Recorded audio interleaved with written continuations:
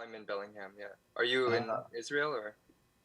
Yeah, Yeah? either Israel or Palestine, one or the other. Right, yeah.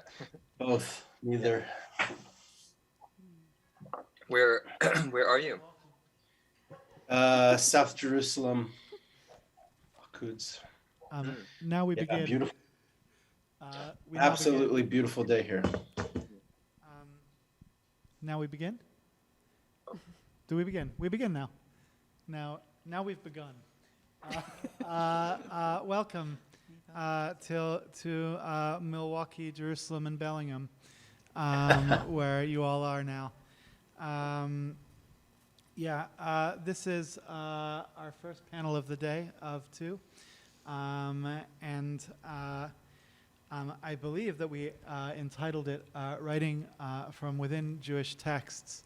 But essentially, what we have is four wonderful poets gathered here to speak about the ways in which Jewish texts or Jewish textuality or Jewishness intersects with their practices of writing, or is engaged within their practices of writing.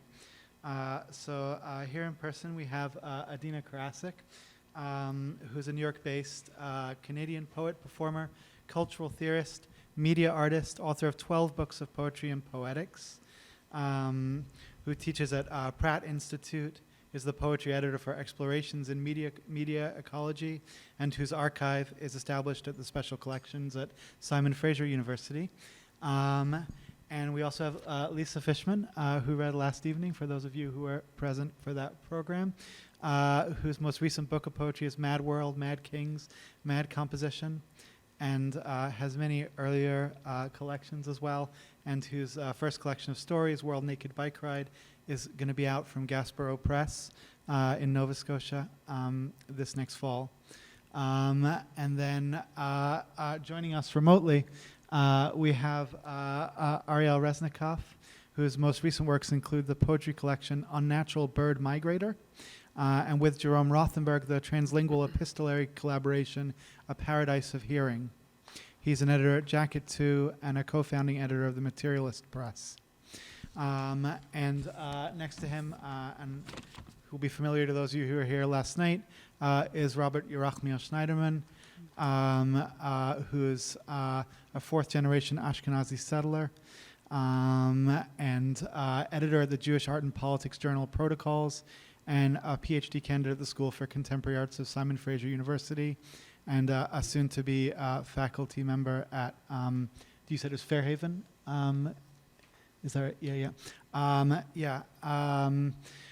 Okay, so maybe I thought I would just begin by sort of asking everyone a sort of very introductory question, and we can just sort of go around and answer and listen to each other. I thought the way this would work would be we would converse amongst the panelists for 45 minutes to an hour, and then open up to questions from audience members, both remote and present here in Milwaukee. And I just want to encourage the panelists, also feel free to be the ones asking questions as well. Yeah, I'm sorry if I keep looking to your images over there, even though I know you don't see me from there. So I should be looking like this. But it's very confusing the way we're dispersed between screens these days, and I don't have a good handle on it. But I thought maybe I would just start by asking you all to sort of introduce yourself and introduce your work, and to speak specifically to how Jewish texts or some notion of Jewishness appears in your writing. And maybe we could start with Adeena. Can I hand it to you? Hi, everybody. Is this on? Good. First, I just want to say thank you so much for having me here today, and thank you to all the organizers and making this such an extraordinary event. So a question that I've been negotiating for the past 35 years really is, what is it that's Jewishness, particularly about the work? And I've come to see that even if I'm not writing about the Shushan, the Shin, the Shoah, the Shmata, it's all kind of pulsing with pleas, laced with socio-political, cultural shards, fractures of history, language, being. So whether the work is thematically Jewish or not, what it comes down to is a sense of being, for me, out of place. Intraphonemically festive and multimediatic, I'm drawing from a range of sources, voices, eras, histories, lineages, lexicons, an exilic elixir, all nomadic, vagrant, creating its own Arabs, borders, orders, limits, laws, flaws. As I like to say, it's creating its own Shabbos, all ramshackled and shuckling, kind of jazzed up juicery, a Mississini panacea that is cannibalizing itself through its own lateral feed nodes. So even if it's not always talking about Jewy things, it's very focused on how it's always a part of and apart from, cut off and into, like the very mark of circumcision.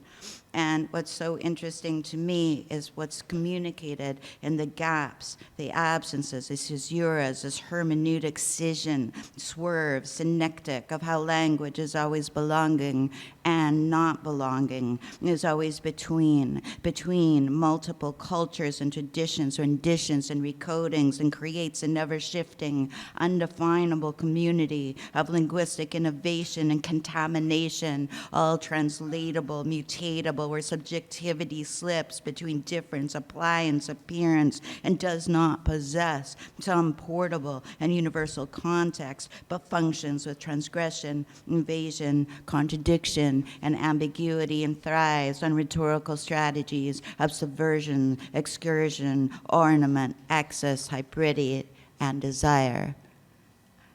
Later, I will tell you about all the places that are overtly Jewy. But I'll stop it now.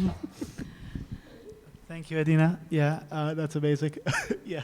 Ari, can we turn to you? Sorry, I can't look at the face that your face is looking to. It feels so strange still. But Ari, can we turn to you and work with that? Yeah. Can you hear me okay? Great. So I'll speak a little bit more from a biographical standpoint because I feel that Jewishness is so much sort of a circumstance of my life. You know, if I had been born in a different body, in a different life, probably I would not be a Jewish writer, or maybe I would be. But I was born in Berkeley, California in the 80s. In a family that was mixed in a bunch of different languages.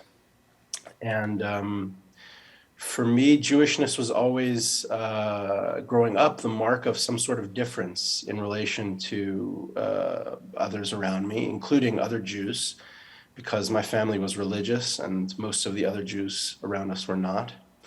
And because my family was also multilingual and most of the other Jewish families around us were not. But I was raised by religious Zionists, and so my upbringing was really Hebraeocentric, extremely Hebraeocentric. Even though I had Yiddish in my ears from my grandparents who lived next door, what I was made to understand, comprised Jewish literature was all Hebrew. There was no talk of Yiddish literature, no talk of Yiddish poetry. Even though my family is deeply connected ultimately to Yiddish poetry in certain ways, it had been sort of eclipsed from the narrative that I grew up with around the question of literature, Jewish literature. And years later in university, I studied English literature, and I just couldn't really figure out. I wanted to be a writer, and I couldn't really figure out how on earth I was going to be a writer when all of the writers I was studying, and at the time it was really Pound and Eliot heavy. I was at McGill University. These like sort of fathers of modernism, patriarchs of modernism, hated Jews so much and really were afraid of Jews. And the more I learned, the more I felt that that really wasn't my lineage and those weren't my ancestors. And I began to search for other lineages, and I discovered Yiddish modernism.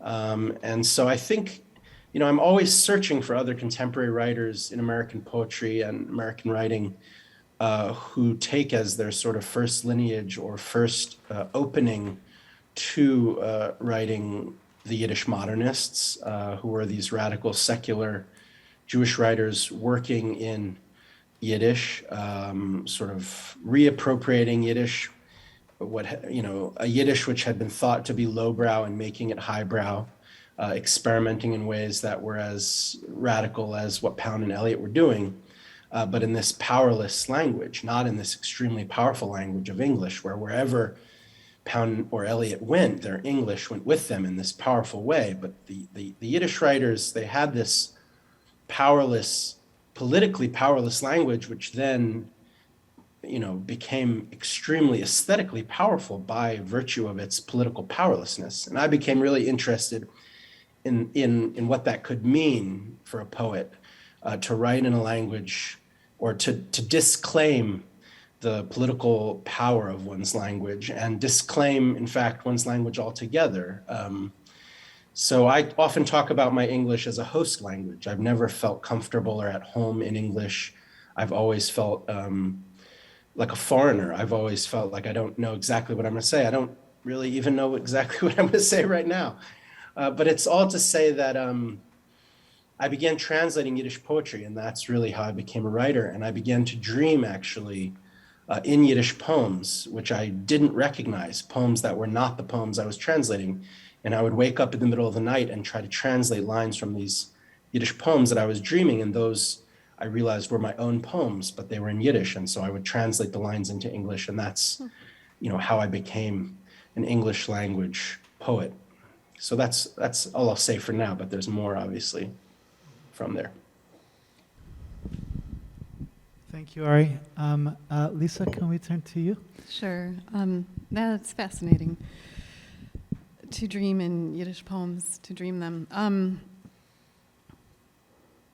Well, I have a couple ways of starting to frame this. The Jewish textual tradition that I know the most could be said to be outside the Jewish textual tradition. I was not raised with knowledge of Jewish literature or textual practices at all. I might speak about that in a moment. I will say that, thinking about Lewis's question, do I practice a writing or a writhing linked with a Jewish textual tradition? So in trying to lay this out for myself, I said the letters of the alphabet, how they are shapes that are drawn, how they get arranged and rearranged in relation to each other to form words, which are sounds, and how they can change, are what I'm working with when I write some of what I write. But honestly, I don't know if what I've just described has anything to do with being Jewish, that circumstance. My most recent book of poetry is haunted by Laura Riding's renunciation of poetry, and could be itself read or misread as a renunciation of poetry. I don't know if that has anything to do with being Jewish. Then there is fiction, stories, and those sometimes have more of an explicit engagement with a Jewish narrative tradition in ways I find hard to describe.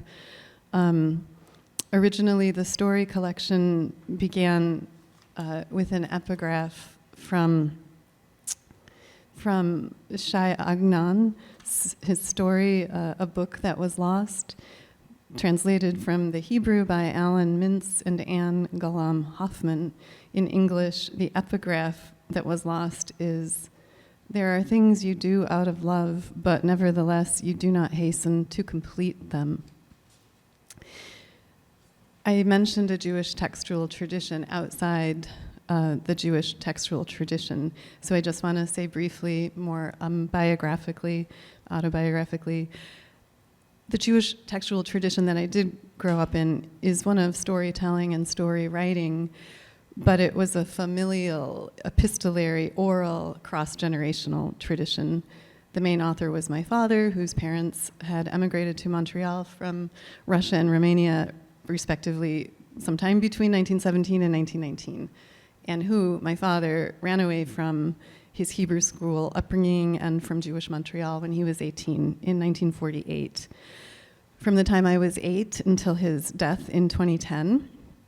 So for 36 years, I received letters from him on average once a week, although I was with him every weekend and school vacations, often in Montreal. At the same time, he and his 2 sisters were writing letters to each other, and all these letters circulated because they all had the note at the top, not all, I'm sure, but send to Muriel, send to Ruth, send to Lisa, send to Holly, and then the letters would be sent on. The letters were handwritten, typed, and word processed, ultimately. They were detailed, compressed observations of encounters between people. They were stories from everyday life told with a very particular sense of humor that I've come to understand as having some affinity with the absurd. And they were laced with Yiddish. The ones that were not primarily, as I've just described, were more philosophical, and they were arguments. And my father's most impassioned argument was against, as he would say, against religion. Some of the letters bear the return address, those letters, the Department of the Defense of Children. And finally, for a period of about 10 years toward the end of his life, he lived to be 80, he was writing a work that he hoped would be a book. I guess that is one book that was lost, which he printed out at least a dozen versions of at schools like Bard and Sarah Lawrence, where my pianist stepmother accompanied dance classes while he typed and revised his work in the school library, or waited with sandwiches outside the dance building. I now realize that what he was writing is part of a Jewish tradition at the same time as he felt that he was writing against any kind of religious tradition. That book is called And God Said What?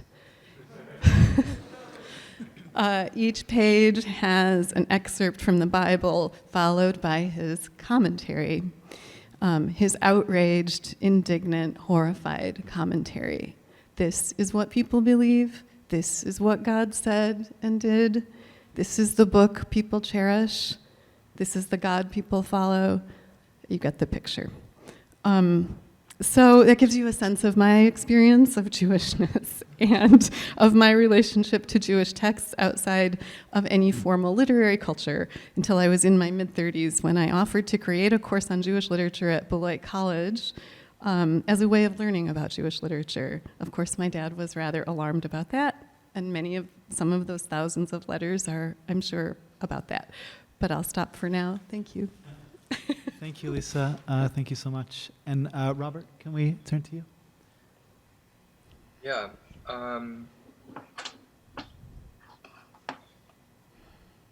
Yeah, I just want to say that, good Shabbos, everyone, especially Lisa's father. May the memory of the righteous be a blessing. Yeah, but I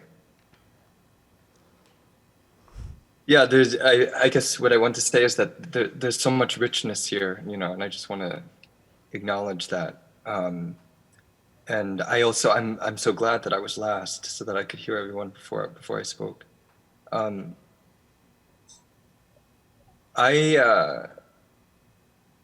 So I would say that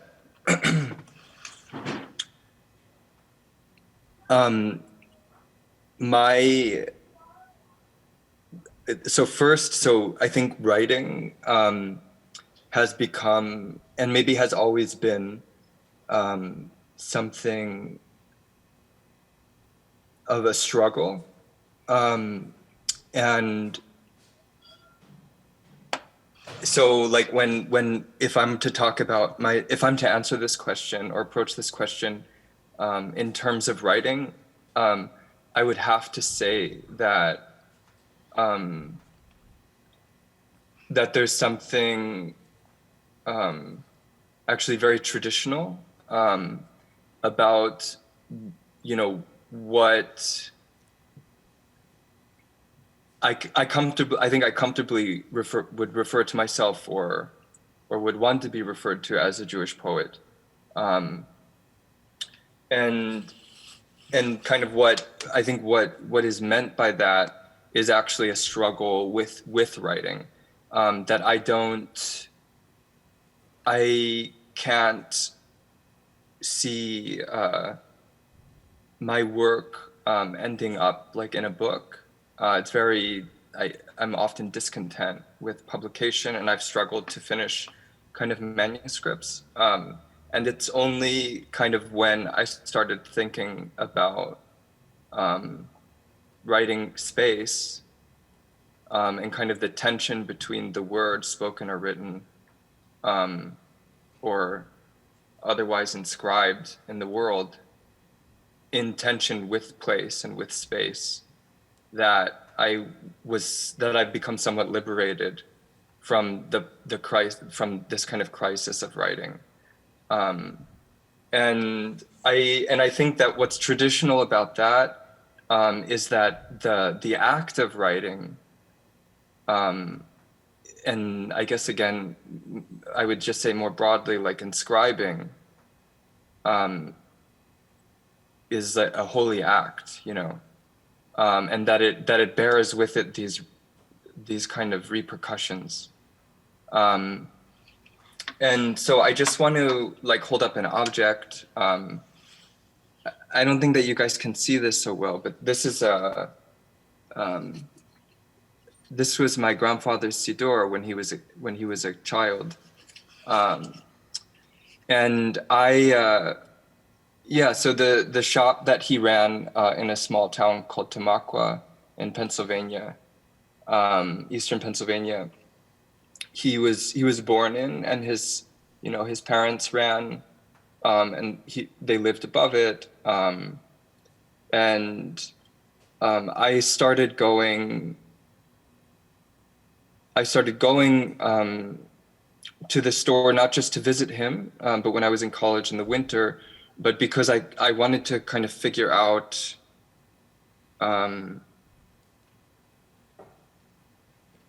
what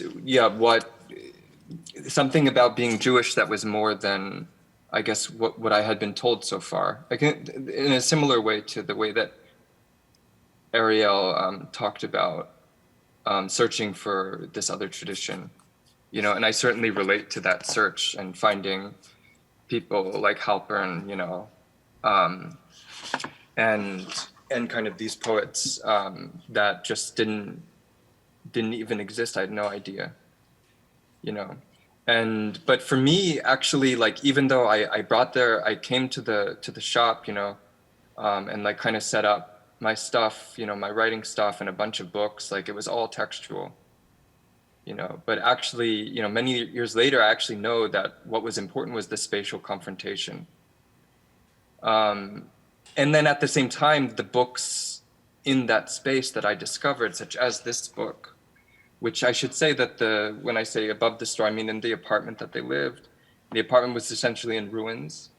So when my grandfather bought the building from his father was sick, and his parents left, never came back, and they just left a bunch of shit in the apartment. And so it was really kind of in ruins, you know, like just like instant coffee in the kitchen, and like a mix of mannequins for the shop, and like bed frames, and then actually most importantly, like my grandfather and his brothers graffiti, like in their bedrooms and like kind of all over in these hidden spaces.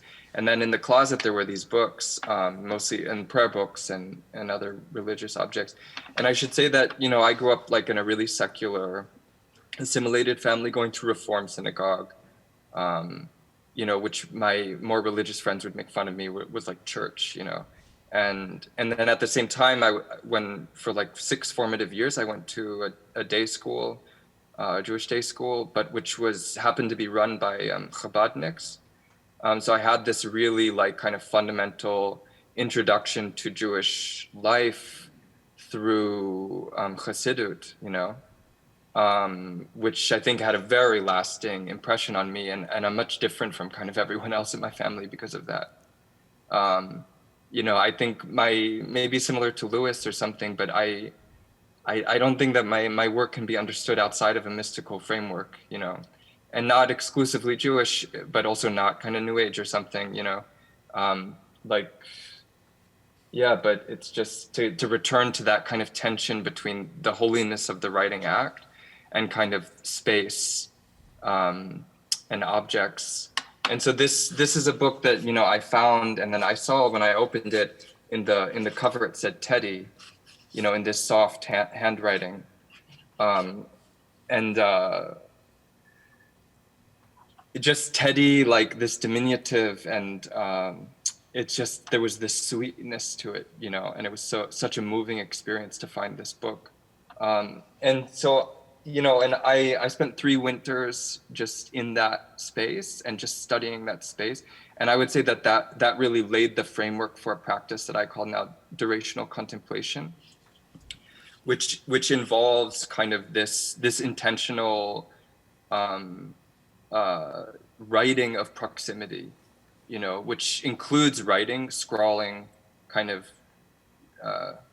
you know, kind of the stuff that I was reading last night, but also like writing one's body and one's presence and most importantly one's political responsibility and into like a very specific space, and forming a discourse with other people within that, and kind of through that, like using that, all of that as raw material or as material to shape something.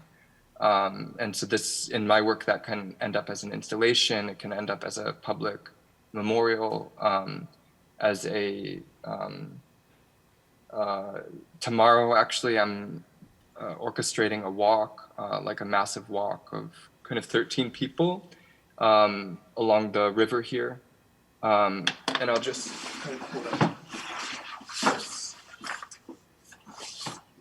So these are waiters, and on it's written in Arabic, flight manifesto. And so I'll end there. Sorry if that was long, but maybe I'll pick up the flight manifesto in another answer. So.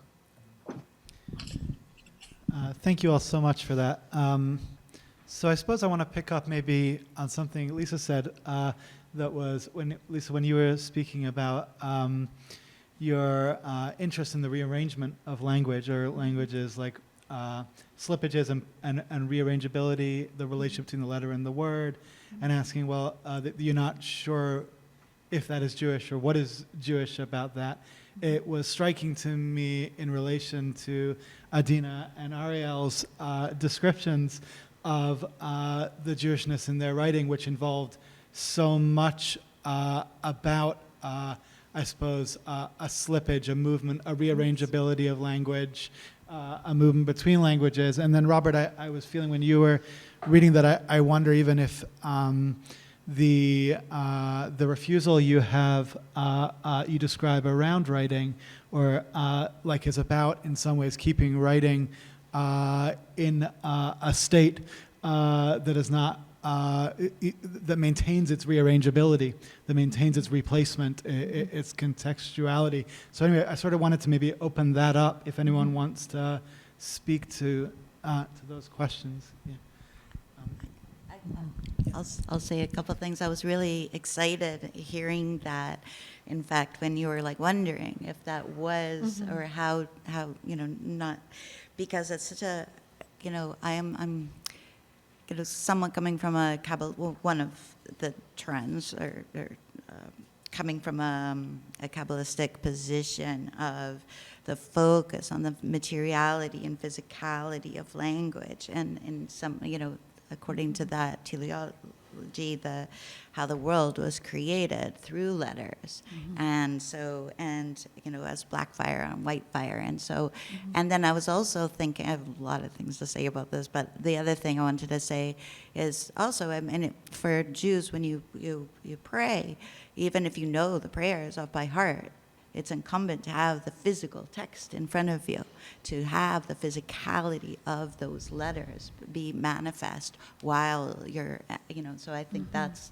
also something interesting. And then the other thing I wanted to say is, I just wanted to, like Ariel like this too, just wanted to sort of invoke Abraham Abulafia, the 13th century Kabbalistic mystic, and in his Science of the Combination of Letters, he talks about how we are instructed to play inside the language using ancient practices of recombinatoric alchemy, whether that be gematriatic or numerological or substitutions and combinations, or these skips and jumps and slippage, and in this way that meaning is ever recirculated. And of course he through this practice of permutation and combination, what happens is, right, through this actual focus on the physicality of letters, I have a little quote, if you'll indulge me, I'll just read the little quote from Abraham Abulafia, who says, combine consonants into a swift motion which heats up your thinking and increases your joy and desire so much that you don't crave food or sleep, and all other desires are annihilated and nothing exists except the letters through which the world is being recreated through a continual process. I think I lost him there, but just allow me. Through a continual process of constructing and reconstructing borders and laws, mirrors, screens, walls, through a caterwaulery of lolling sprawls, extracted maculus. I'm getting off topic here, but nevertheless, it's about the infinite play of that physicality, and I think it's such fundamentally, for me, a Jewish act.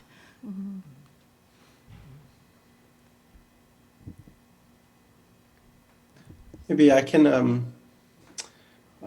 really raise my hand from over here, but I guess I can. But I had a couple thoughts. First of all, when you were in response to Lisa, I mean, I immediately wanted, if we were sitting in a circle right now, I would have, in fact, probably said this sooner. But what you were talking about reminded me so much of something that Bob Perlman writes about in his latest critical book. He has a chapter on an essay on what he calls homeopathic Jewishness. And I think what you're describing about your father is this kind of amazing example of this very phenomenon that Bob Perlman writes about, which is, that Jewishness comes in lots of different shapes and forms, but one of the most common shapes is this resistance to it and a moving away from it. So, this is something that he writes specifically about Stein, I think, in that essay. Stein's Jewishness as this kind of homeopathic Jewishness, that the less Jewish a poet or less Jewish a person seems, the more Jewish they really are. And I was thinking also about this quote that I remember learning early on when I sort of decided that I was going to try to be a poet, or I'm not sure if I decided, I just sort of started to do it. But this, Tsvetaeva, am I pronouncing that right? I'm sure there's, all poets are Jews, Yes. And I remember arriving, into poetry and being greeted by all of these Jewish poets, and Rothenberg, who, we wish could be here with us today, was one of the first people to really open up so many different possibilities. And so there was this feeling for me also that I had been actually a fiction writer, and coming into poetry, there was something so Jewish about it, very, very Jewish. And meeting you, Adeena, and then meeting, Pierre Joris, who's not Jewish, but says, if he's watching this, he'll laugh that he regrets getting tattoos because he won't be able to be buried in the Jewish cemetery with his friends. A very Jewish thing to say. But on the topic of slippage and mistranslation, this is also something that is constantly coming up in my work. Most of my work is mistranslated, either from the same language into the same language, or from another language into a different language. But what I discovered when I began to really study Yiddish, because I'd had it in my ear as a child, and then when I discovered in college that there was this whole other tradition, really a non-Zionist, very radical experimental Yiddish tradition in Europe and in the States, but then also all over the world. At some point I had the idea of really sort of trying to draw a map, but it's like in every corner of the world there was a Yiddish publishing house.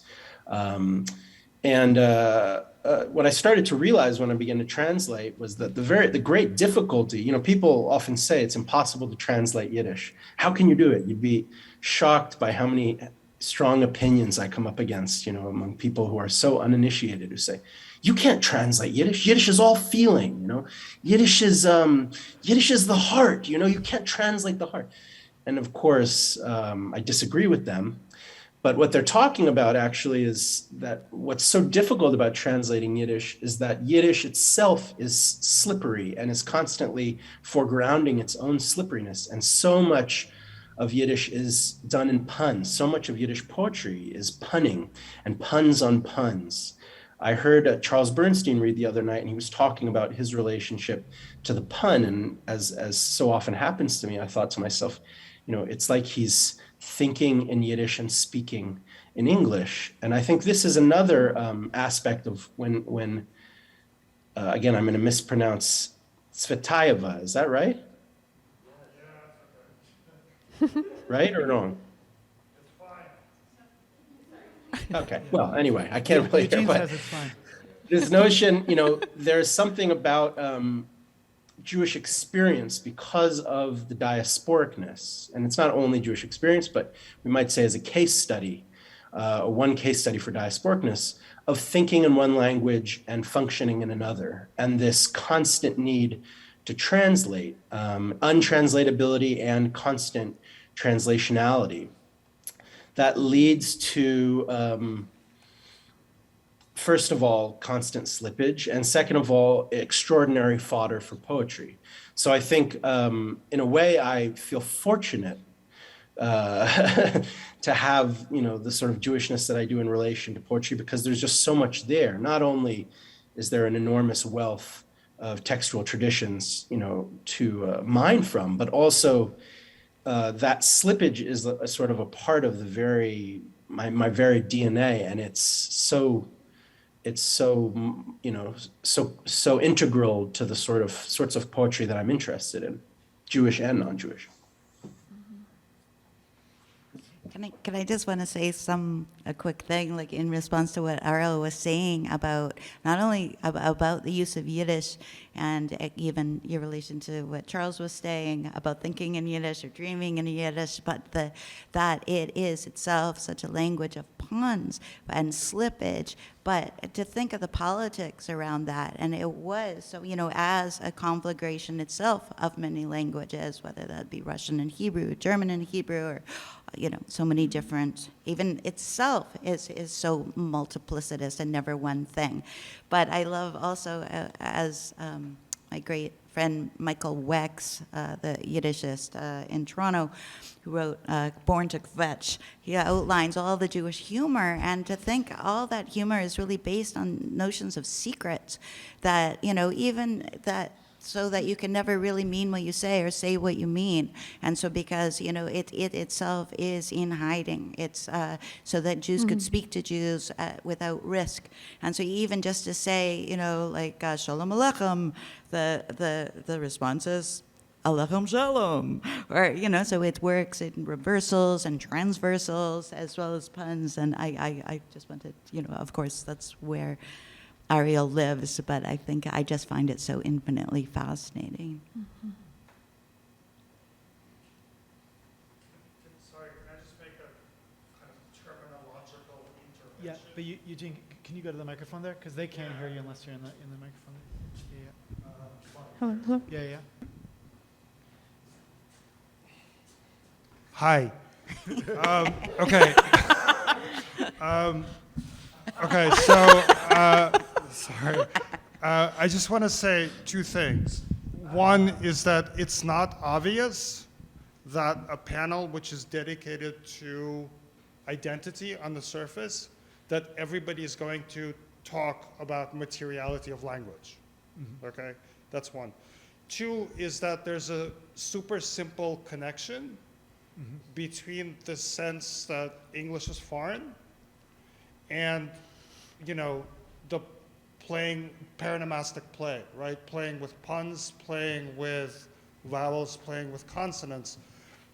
And this is in the formalist term of estranenia, of estrangement, right?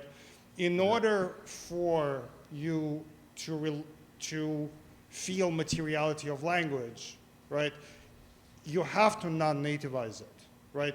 you have to hold it a bit of at an arm's length, right? And, you know, this is why when you pray, it doesn't come entirely from you, but it's material over here. It's an object over here.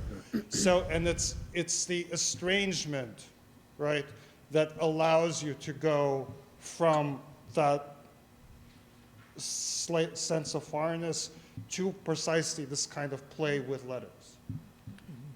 Because, I mean, I was just standing here and listening to things that were being said, listening to the word slippage, and I kept thinking about Russian formalism and how many Jews there were in Russian formalism, right? Which is not something that, huh?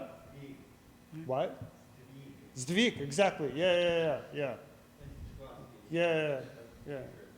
So anyway, thanks. Thank you. Great. Thank you, Eugene. You can't take the Jew out of the jouissance. Can I reply really quickly to that? I just want to say, just because it's so interesting to me that, first of all, well, when we talk about Yiddish, we're talking about obviously one demographic, but really, you know, there's lots of different, you know, what I would call Jewish creoles. Actually, modern Hebrew is one of them, even though it tries to pretend that it's not, which is a huge problem, but for me, not for most people. But in Yiddish in particular, the first name for Yiddish, you know, the first record that we have, it's not called Yiddish, it's called Ivritite, it's called Hebrew translation. And as soon as you say that the language itself is a translation from another language, you've created an artifice. So that's, you know, that's, I guess, exactly what Eugene is talking about, is that, you know, Yiddish opens itself up, and so does Judeo-Arabic, and so does Ladino, and so do other languages, because you foreground the artifice, because Hebrew is the pure language which comes from the mouth of God, which is the way that you communicate with the divine, but Yiddish is not. Yiddish is the language of shun, of trash. It's the language of the harlequin. It's the language that you curse in. It's the language, you know, if you look through a Yiddish dictionary, you're going to find probably at least a third of it is, you know, curses, an idiomatic dictionary.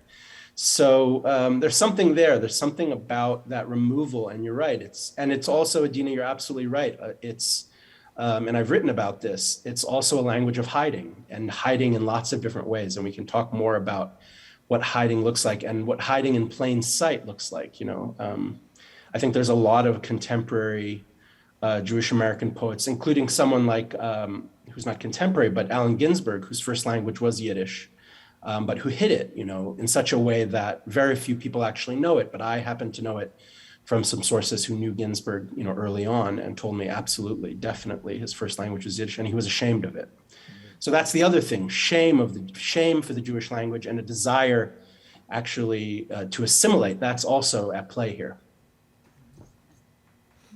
And if I could also say that, you know, the religiosity that's so embedded in it, like, for example, let me just say, so like, I mean, there could be a whole politics around who's, you know, now we want to revive, you know, there's a whole Yiddish revivalist movement, and, you know, by and large, these are not people that are Jewish or religious sometimes.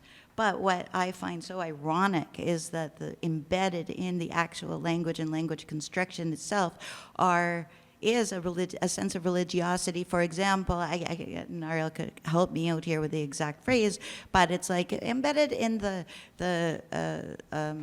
word for toilet paper is part of the blessing for going to the bathroom.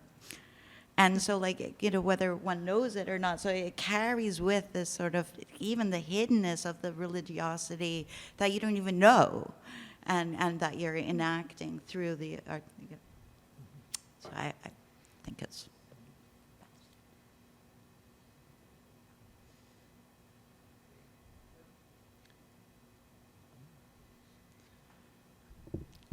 Robert or Lisa, do you want to address this part of the conversation? I'm not trying to force on you, but I don't know how to transition smoothly to such things, but I want to open space for that Lisa, you're welcome to go. It started with a commentary on your work. So I'm still thinking. yeah, I respect that. I don't know. I feel like we could move on to another question, Lewis, unless you really want to hear what I think about slippage in translation. But I do really want to hear Yeah. what you think about it, Yeah. but I'm also happy to move on. I don't mean to pressure you to speak. no, until it's I have- okay. I just Yeah. feel like so much has been, it's been so filled. So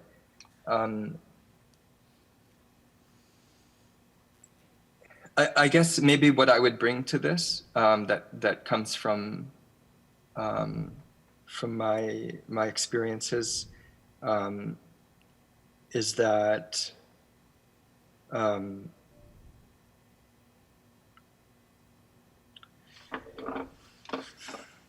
yeah, I mean, like in my work, I think, what did I do with this stuff? But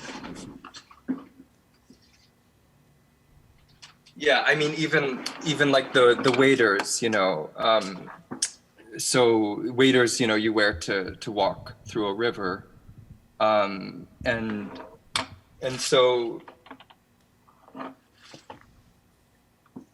nah, I don't know if that's where I want to go, but I guess, yeah, I mean, very simply is that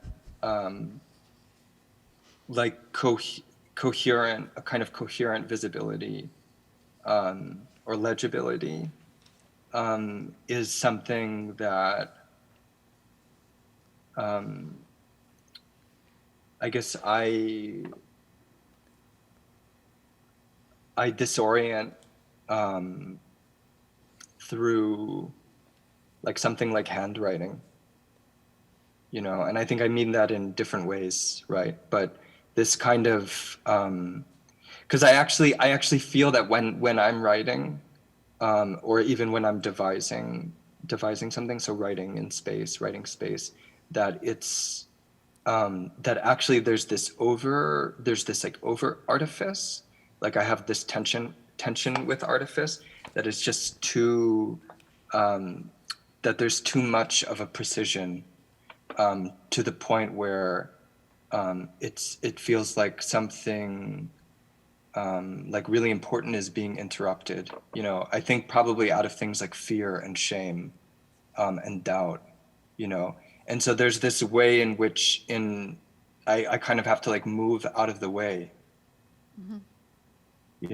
and something about like handwriting kind of like, even if we're to think about it like in a visual kind of material sense, like letting the hand slip and not being too concerned with what you think you're trying to say is what is going to be heard, but knowing that something else is going to be heard anyway. And so,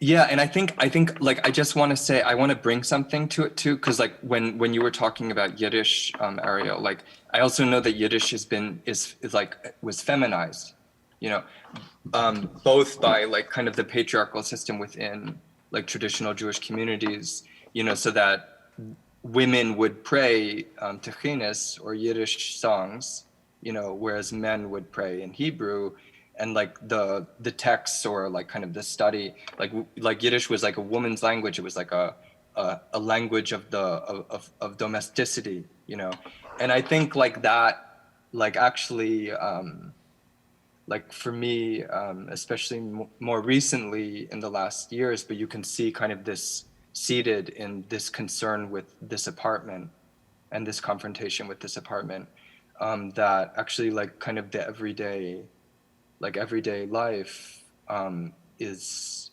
and everyday materials and everyday accidents and relationships is really kind of the I guess what I'm trying to work with, and I think so. I think that there's this. I would bring into this conversation a kind of feminist rebellion, or potentiality to this conversation, actually, and that what is holy is also, necessarily happening, is necessarily hidden, and what's necessarily hidden is also necessarily subversive, even within the layers. So like within a community that, and I think we need to update this conversation a little bit, actually. I think that there is a good deal of nostalgia in it, because if we're to think about, sorry that this is kind of just breaking through right now, but if we're to actually think about the political conditions of being Jewish right now, I think that we arrived in very fucked up places. And it would be a shame for us to skip over that right now, But like, I'll just throw that out without following up. Maybe other people will follow up, but like I think that, yeah, if we're to update it, and consider what's happening in Palestine, consider what's happening in the U.S. I mean, that we don't even know what Jewish future means. To think of what's happening in East Europe, right now. So I guess, yeah, I would emphasize a kind of feminist resistance, like inside of that, and that's part of it, and it's part of what we mean by hidden too, like what happens when kind of those in power, even within the home, or within the bedroom, or within the state, within the school, are like when their heads are turned,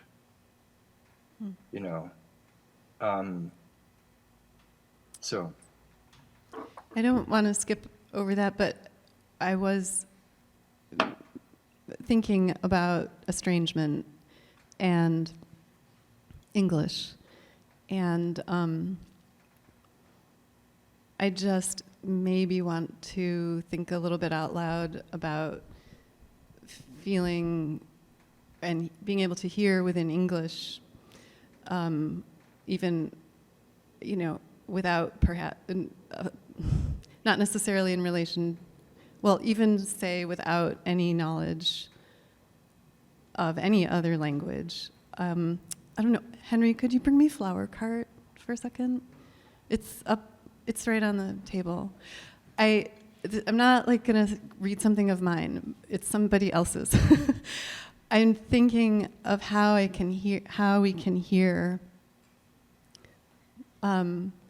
people who are hidden in relation to any literature, literary culture,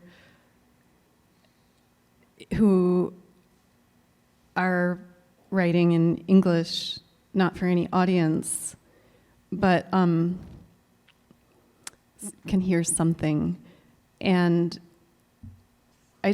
so there was a notebook at a thrift shop that a student at Beloit College gave to me. She thought I would be interested in this notebook, and I don't need that right now. No, just leave it. It's fine. This woman, I don't really think she was Jewish, was keeping a notebook in the 70s, in the 80s. Speaking of feminist,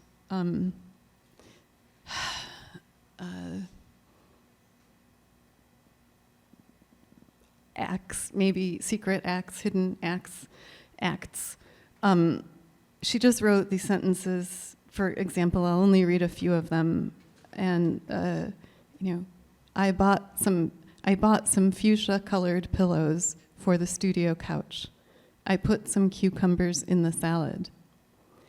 My husband came back for his umbrella when he saw the thunderclouds. I asked my brother to get me some bubble bath at the drugstore. And the notebook becomes strange. My neighbors said they would drop by later. Please state your name and age. And then these lists like 9 dozen cookies, gained 2 pounds today, 18 for supper, 25 sentences. There are 356 days, 7 rolls of wallpaper, 2 exits in-house, 3 to 7 grandchildren, 2:30, 3 windows. Franklin got a job at the factory in January. Please write the word satellite on the blackboard, and so on. And it just, this is totally English, and Beloit, Wisconsin. And something about living with that notebook and her sentences for years. I don't know what this has to do with the conversation, but I think it has something to do with estrangement. Yeah, if I could just like throw in from there actually like the work of Chantal Ackerman, and I watched an interview recently.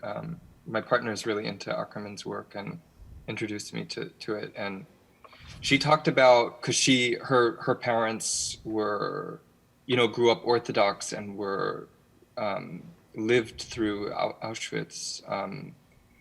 And then I think they were Polish Jews and then came to Brussels, and she talks about like her kind of the way in which, and I think that Lisa, I think that this is relevant to like your father's story, and it's something that also I identify as well in my family, but like the way in which the women actually in particular in her family were like, as soon as the parents died either through the Holocaust or other ways, like they just like stopped everything. It went from like orthodoxy to nothing. And so that this like the micro rituals that make up a traditional Jewish life were replaced by like kind of this continued, but with the absence of those things, and were replaced by like making the bed a particular way, or like cooking, or like changing things, or just the way that one moved around the city in one's apartment. And she talked about this in terms of her first film, her debut film, like the debut feature, what is it called, Demon, if folks know that film. But it's basically this woman kind of obsessively moving around her apartment, and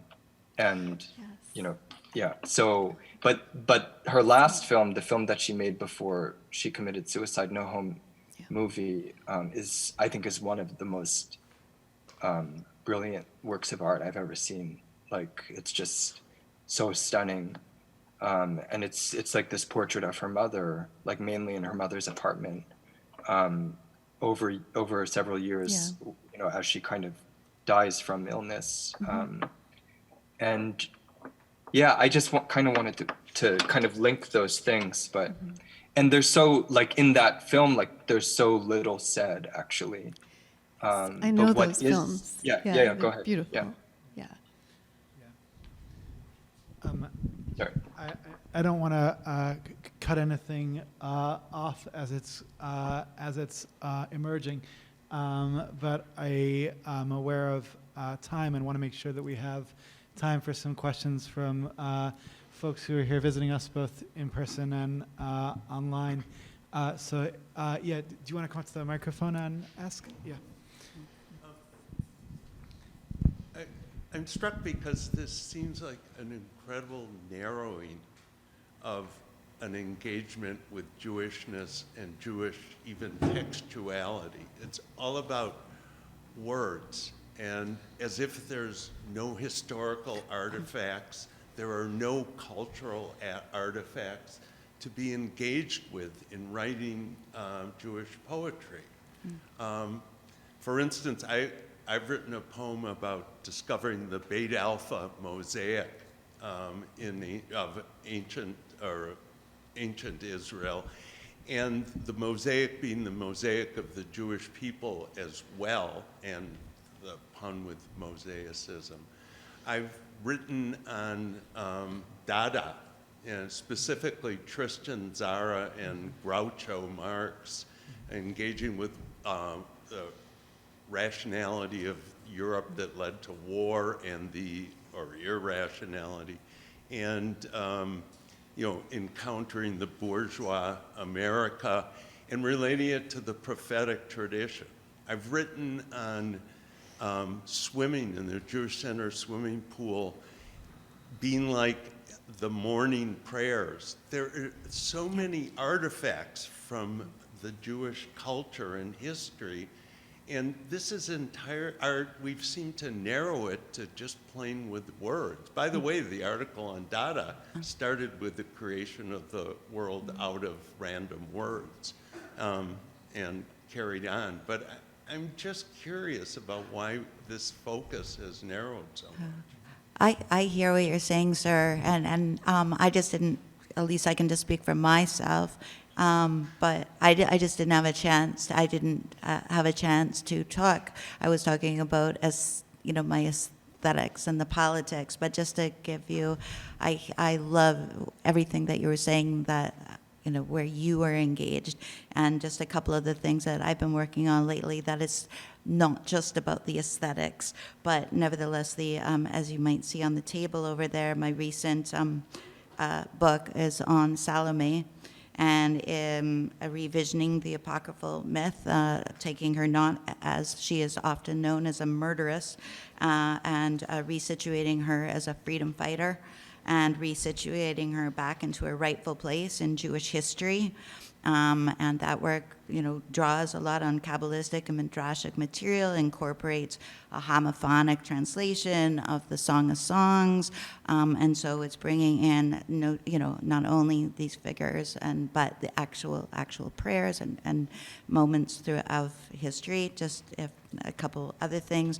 The book I'm working on right now is called the Book of Illuminations, which is a translation of the Book of Lamentations, reread through maybe a contemporary COVID-ish moment. I won't go into great detail about that, but it really resituates the original text of the horrors and hope of tracking through, as you know, the Book of Lamentations, through the looking at the city as a desolate, weeping widow, overcome with misery and moving through desolation and ruin and prayer and recovery, and looking at that, about how in rupture there is rapture. All right, cool. All right, so yeah, whatever. And then there's a whole, in one of those books, the Decimius Slees, there's a whole section on the kotel and how the wall is structured like a language. And so in Empress Has No Closure, there's the final book in there, the final poem in there is called the Frankfurt Flughafen, and it's dealing with being a Jew in living in Mainz at a time where there was all these neo-Nazi uprisings. So, last thing, boy, I'm talking a lot. Okay, last thing I'm going to say, I've been working on a 9-year plus collaboration with the great theorist and writer Maria Damon, and on the relationship between the schmata, between the text and the textile. I'm looking at the schmata and the schmata. So just to say, it's not all play. Do others wish to respond to this? Eugene does. Take another question. Eugene?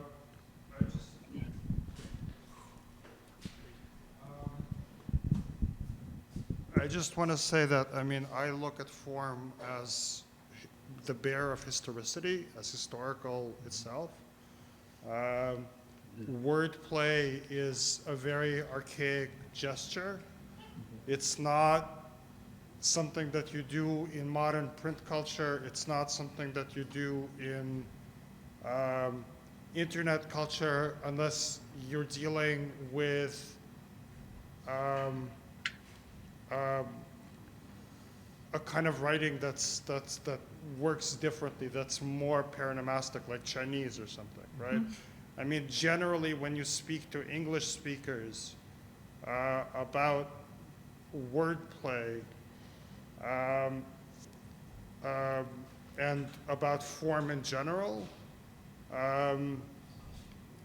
the modern way of thinking about it, I think, really marginalize it, whereas to me, if I had to speak about my Jewishness, and I don't think that I'm alone here, I would say I'm Jewish because I play with words, right?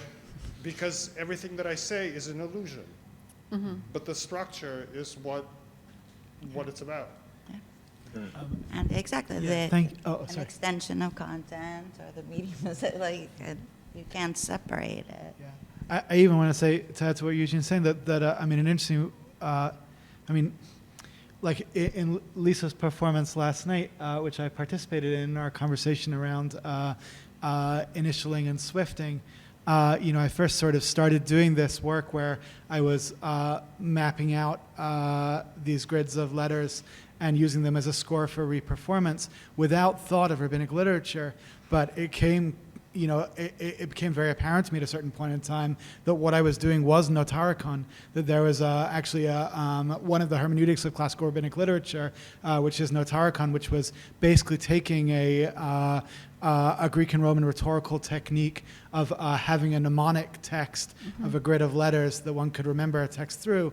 But in the rabbi's practice of this, it involved taking text from the Torah and swerving that text in notaricon in this kind of way. And it's almost an identical practice to the thing that Lisa and I have been working on and speaking through together. So I think even when, I mean, I know we're at the shallows of this conversation, which is a deep and long conversation, but I think that like this play towards words, even I had no notion that I was moving towards a rabbinic literature when I was beginning that practice at all. But it was not at all surprising to me to find out that I was already in a rabbinic literature in the practice as it was moving. Yeah. Lewis, can I respond to that? And perhaps also in some way respond to that question. The same thing happened to me when I discovered cut-ups. I remember discovering cut-ups in college at the same time that I was beginning to study Yiddish poets. And my brother is a Talmudist, and there's something struck me as so Talmudic when I read Burroughs for the first time. And I called him up and I read him some Burroughs and we started talking. And what he explained to me, which was something I hadn't known, and maybe this is also very Jewish to sort of realize something like this. What I hadn't known is that before the Vilnius Talmud, before the Vilna Talmud, before the standardization of the Talmud because of the advent of the printing press, there were many, many, many, many different versions of the Talmud, and sort of every community had their own version, which came in its own order, which was cut up differently by a different rabbi. And the Talmud really is a cut up. And of course, Burroughs arrived at that without knowing anything about the Talmud. Wasn't Jewish, wasn't, you know, inflected in that way, though he was friends with Ginsburg and, you know, et cetera. But he was resisting something in a certain sort of rational, logical, hegemonic culture. And in that resistance, he arrived at something really radically Jewish. And that is something that I find so often in my work. I mean, what you're describing in your own work, Lewis, just reminds me that I think I'm doing something that's just me. And then suddenly I realize that I'm doing something which has a huge long textual tradition going back, you know, thousands of years into my ancestors.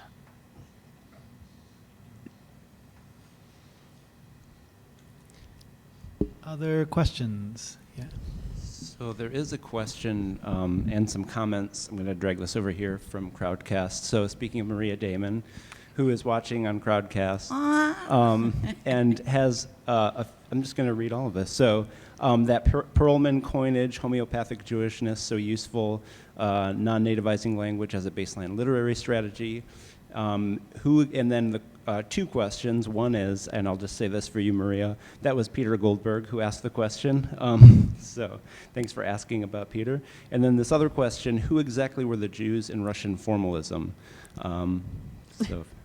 Oh, he just went, oh, God. Eugene, we have a question for you. Who were the Jews of Maria Russian Damon formalism? asks, who were the Jews in Russian formalism? Can you answer for us? I mean, I don't know, Jakobson, Eichenbaum, Tinyanov, no, right? I don't know. I mean, Who are they anyway? I Slavsky. think so. I'm not sure. Maybe save it for the next panel, right? Yeah. Yeah. Yeah. But I mean, so what's striking about them, like the Biriute, is that it's a completely mixed group, right? Whereas if they were of an earlier generation, maybe even 10 years younger than they actually are, that kind of mixing would not have been possible, right? And even the kind of question like when we don't really know which one of them was Jewish or which one of them was not. If they were born 10 years earlier, that also would not, I mean, everybody would have known. Yeah. So it's the same thing as with the Biriute. It's the kind of mix that appears, in the teens.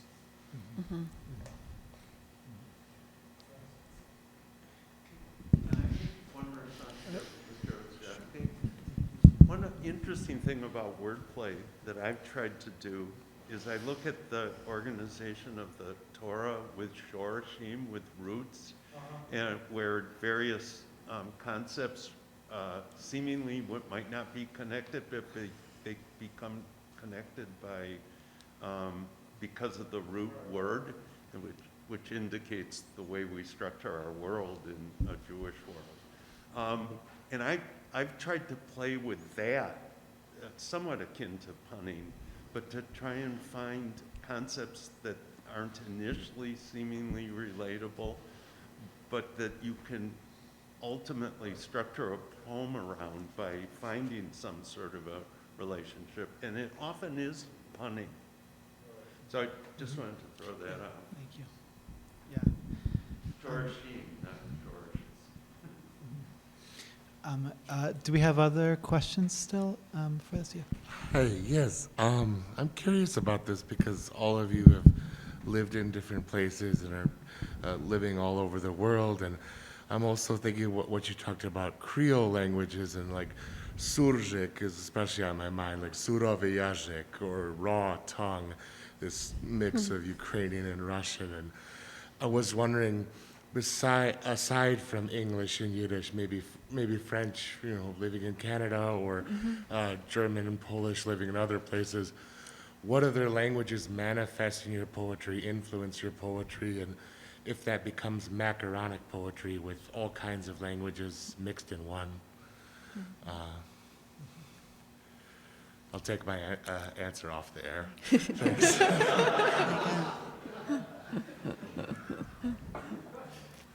Does anyone want to speak to that? I work.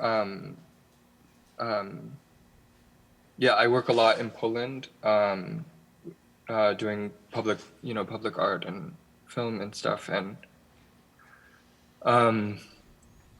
I mean, basically, I work with and within the languages where, depending on who I'm working with, So if folks were last night and heard the work from the cemetery in Berlin, Berlin was and is, a kind of an absorption center, as a metropolis for different Jewish diasporas, and changing in terms of the decade. But so there's all kinds of languages in that cemetery, like written into the cemetery. But also there's the languages of people who would come into the cemetery with me. So like my friend Musa, who's a Kurdish poet. There's, in the notes, which comprise the texts that make up what I was reading, but also make up this kind of archive that serves as an installation that I put together. Musta's Kurdish is in the texts. And then in Poland, obviously, I'm working in the Polish language. So I'm working on a project called Esther's Willow, which is a collaboration with two sisters who grew up on what used to be called Esther's Square, in the city of Sharnov, which is near Krakow. And Esther Square was the center of institutional Jewish life in Sharnov, which was over half Jewish, and most political power in modernity was held by Jewish politicians and communities. And after the eradication of those populations and the European auto-destruction of the Second War, the square was unnamed, and these sisters, Kasia and Marta, their grandparents moved in to this apartment that had been a Jewish apartment in what became the Jewish ghetto, and the great synagogue of Sharna was still in the square, and then in the early 70s it was demolished. And at some point, a tree started growing there, and so my friend's memory of that square is of this giant willow tree, and the willow was cut down recently, and so our project was to advocate for the city to replant the tree, but to call it Esther's Willow. And then so we've been doing work around the cultural and kind of mythological and medicinal presence of willow trees in Eastern Europe and in Poland, which cuts across Jewish and non-Jewish lines. And so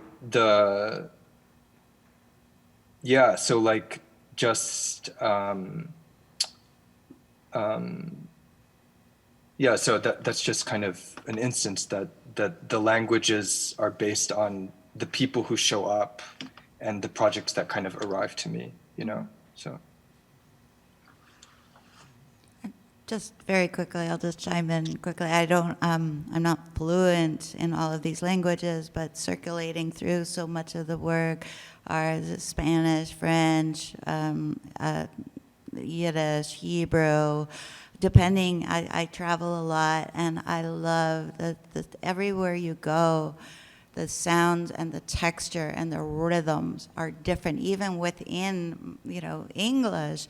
Defending, we can walk around, it's very different how I can be speaking, the different lexicon, in the Lower East Side where I live, or, even from the Lower East Side to the Upper West Side, not to mention within, near my university, or, in different aspects of Brooklyn, and even if they're all speaking English, there's something kind of so beautiful about the different rhythms and textures, and that we can learn a lot about language, and so I love that intermixing of not only different languages, but high and low culture. I mean, not even to dichotomize that, but just, or different fragments of speech, whether that's in the incorporation of all kinds of verfremdungsstil lexicon, and having them all kind of weave and speak to each other, I think is a fascinating exercise for me, and really speaks to the notion of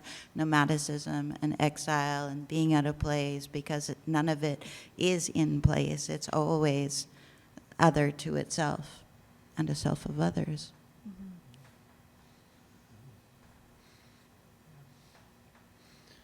I'm really interested in languages and language use, which takes place at the threshold of other languages and other language use. Sometimes we talk about this as translingual practices, that is, practices which are language crossing, which don't hide the crossing of the languages, but foreground it. I'm also really interested in pre-Hebraic sources, so I'm really interested in Akkadian, like languages that then influenced what ancient Hebrew, which really was a late ancient language, and itself a really fusion language.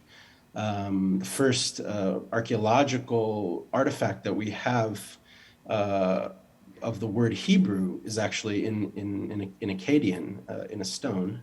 So it's not in Hebrew. So the first mention of Hebrew in archaeology is in translation. And also, even earlier, the Gabalians, who lived in what's now southern Lebanon, what the Greeks called Byblos, and traded tchelet, the color blue or purple, which they extracted from snails, with the Egyptians for papyrus, and then traded that papyrus with the Greeks.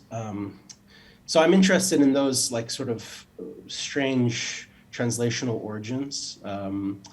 And it just struck me, because of what you said, Adeena, about the Shmata, because I'm very interested. I'm writing right now on the poetics of the scrap and scrappy poetry. I think of myself as a very scrappy poet, very notebook oriented. And I write on a lot of scraps of paper. But one of the main poets that I translate, whose name is Avot Yeshurun, who wrote in this, and Robert knows about this poet because he published an essay by me about, or a talk about Yeshurun. But Yeshurun wrote in this what I call spectral Creole Hebrew. He learned Arabic when he arrived in Mandate, Palestine in 1925, before he learned Hebrew, and he had this sort of written Yiddish and spoken Arabic scaffolding for his Hebrew poetry. And he was the first Hebrew poet to write about Nakba in Hebrew. In 1952, he wrote in a poem, the catastrophe of the Jews of Europe and the catastrophe of the Palestinians of Palestine stare each other in the eyes. They demand we respond. So he was, for obvious reasons, thrown out of the Zionist literati and was, seen as both being completely nonsense, and completely impossible to understand, and also at the same time, the most dangerous writer in Hebrew of his time. But one of the main accusations that the very prominent Zionist centrist poet Natan Alterman said in response to Yeshurun, "Ukotev belashon smartutim." He writes in a language of shmates. And actually, it was about the sort of that Creoleness of his writing, that mixedness, that foregrounding of the mixedness, which then foregrounds the artifice because it jars you. The Yiddish in the Hebrew jars you. The Arabic in the Hebrew jars you. You can't just kind of read it and imagine that Hebrew is pure or that like nothing took place here. He forces the Hebrew to bear witness to that jarringness. And he reappropriates that term in a poem. He says, Mina metzag karati shir, b'nei imi la'aguli, from the narrows I called out a poem. My mother's sons, not my brothers, my mother's sons mocked me. Belashon smartutim karati shir, in a language of rags, I called it a poem. So I'm really interested in that language of rags, Adeena, Maria, everyone. I think that language of rags is also sort of in relation to this, what Glissant called a creolization in a very wide sense, not only of the Caribbean, but actually of the whole world. I love this. I know we're like at time, so I want to say thank you so much. This has been really great, and my question might take too much time, but I'm still going to just put it out there in this space. I was first forming it as like wanting to hear each of you talk about the relationship between Jewishness and your Jewish writing with like whiteness, but then as I was formulating it, it was more like because of like racialization and whiteness, and then Jewish, like, well, Jews were racialized, so then coming to the term more like pigmentocracy, and just the relationship with, so Jewishness and the Jewish writing and the pigmentocracy, which is, you can kind of take it wherever. And if we don't have time for it, but, the seed is dropped. Thanks. Does anyone want to speak to that?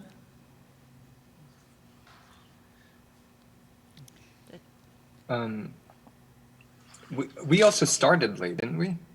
I guess it's over also a bit over time already. But we did start quite late. So this is something that I've thought a lot about and have taught.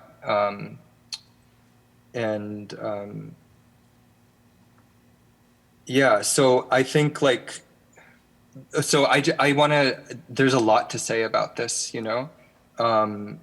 and I wish I could just throw some books really quickly out there, but maybe Lewis Gordon is someone to check out, actually.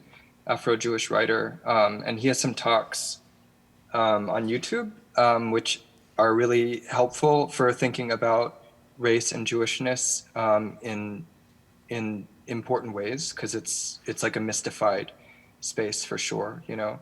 So and then also I would throw out the name Ben Ratskoff, who's the editor of Protocols. He has some like more academic publications, but you can also find like kind of more popular articles as well that respond to, for instance, the shooting at the Chabad synagogue in San Diego, in terms of the relationship between Christian hegemony and white supremacy, and kind of the way that Jews kind of filter between these spaces. But very quickly, like in terms of the way that it relates to my work, like or what I'm doing right now. So the project that I mentioned, the Walk on the River, that's happening tomorrow, is a solidarity work with the Lami and Nooksack nations, who are the whose land I'm on. And so what I've learned from doing this kind of like local decolonial work, especially from someone named Mary Tootie Baker, a scholar and Indigenous Hawaiian. So she says that, in order to engage in decolonial work,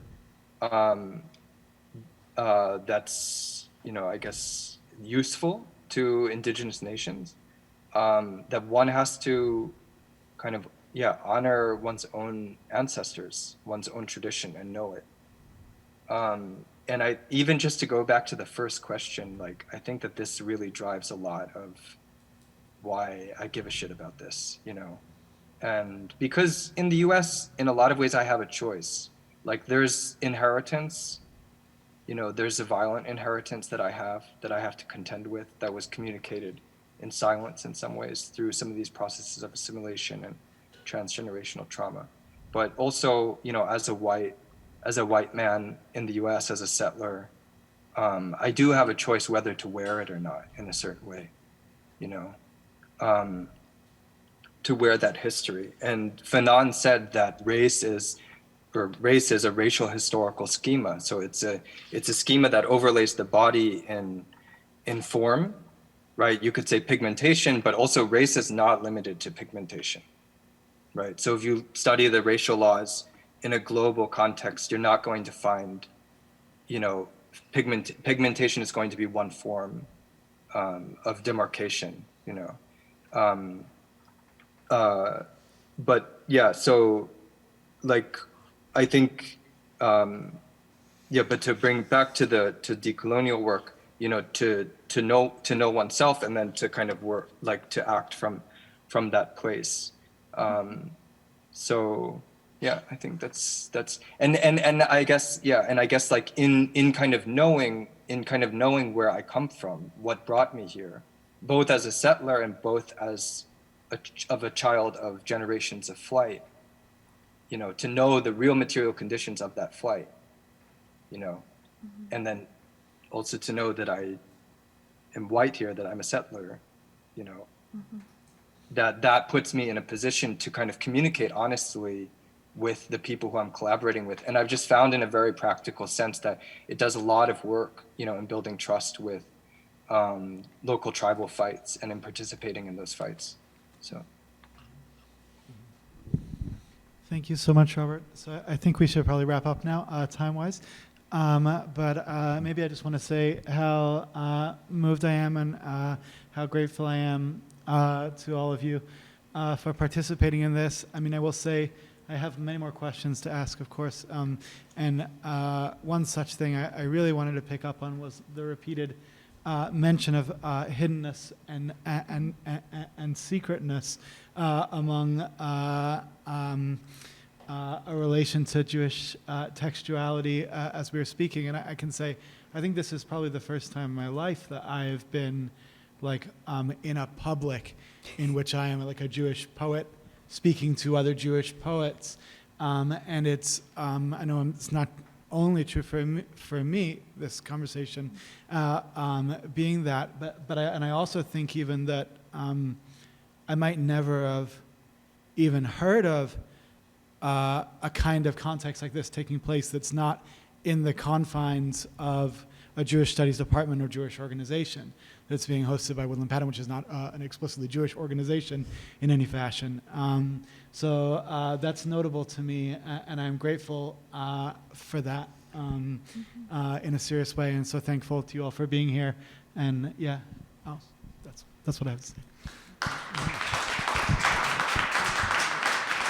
Thank you, Lewis. Thank you all so much. Thank you, Lewis.